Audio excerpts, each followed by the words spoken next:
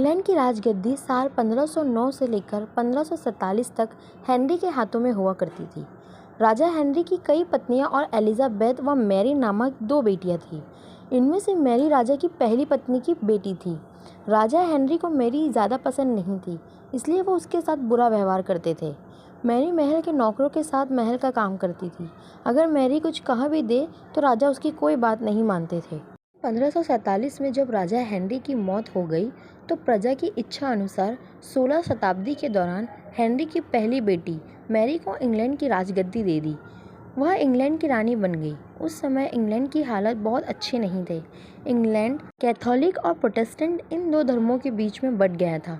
उस समय दोनों धर्मों के लोगों के बीच जंग छिड़ी हुई थी। रानी मैरी चाहती थी कि पूरे इंग्लैंड में सिर्फ एक ही धर्म हो, लेकिन लोगों ने उसकी यह बात मानने से साफ इनकार कर दिया था। इससे नाराज़ होकर रानी ने उनकी बात ना मानने वालों को मौत की सज़ा दे दी थी। वह ऐसे लोगों को जिंदा भी जला देती थी। रानी मैरी की इस क्रूरता की वजह से इंग्लैंड के लोग उससे नफरत करने लगे। ऐसा भी कहा जाने लगा कि रानी मैरी कुंवारी जवान लड़कियों के खून से नहाती थी। उसका मानना था कि उनके खून से नहाने से वह ज़्यादा दिनों तक जवान रह सकती है। कुछ सालों बाद रानी मैरी ने शादी कर ली और कुछ समय बाद इंग्लैंड में एक खबर आई कि रानी मैरी गर्भवती है और जल्द ही उनके राज्य को उनका नया राजा भी मिल जाएगा। इस बात से सभी खुश हुए, लेकिन उस समय रानी मैरी के साथ बहुत ही अजीब घटना हुई। उनके गर्भ से किसी भी बच्चे का जन्म नहीं हुआ, बल्कि कुछ ही महीनों के बाद रानी मैरी का पेट फिर से सामान्य हो गया। वहाँ के ओझा लोगों ने अपनी तंत्र विद्या से बताया कि रानी मैरी के गर्भ में कोई बच्चा नहीं बल्कि एक भूत आकार निवास करता है।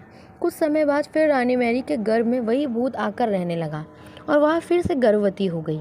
इस बार भी रानी को कोई बच्चा नहीं हुआ और उस घटना के कुछ ही दिनों के बाद रानी मैरी की मृत्यु हो गई। इसके बाद मैरी की छोटी बहन एलिजाबेथ को इंग्लैंड की राजगद्दी पर बैठाया गया और एलिजाबेथ इंग्लैंड की नई रानी बन गई। रानी मैरी की क्रूरता की वजह से इंग्लैंड के लोग उसे एक निर्दयी औरत मानते थे। वहीं जब उसके गर्भ में बच्चे की जगह एक भूत का निवास होने लगा तो लोगों ने उसे शापित भी करार दे दिया और इस वजह से उसे लोगों ने ब्लडी मैरी का नाम दिया। ब्लडी मैरी की कहानी हमें यह सीख देती है कि अपने निजी विचारों व सोच को लेकर दूसरों लोगों पर दबाव नहीं बनाना चाहिए। शांति और करुणा से लोगों का ख्याल रखना ही मनुष्य का धर्म है। अगर आपको हमारी यह कहानी पसंद आई हो तो चैनल को सब्सक्राइब करें और बेल आइकन दबाना ना भूलें।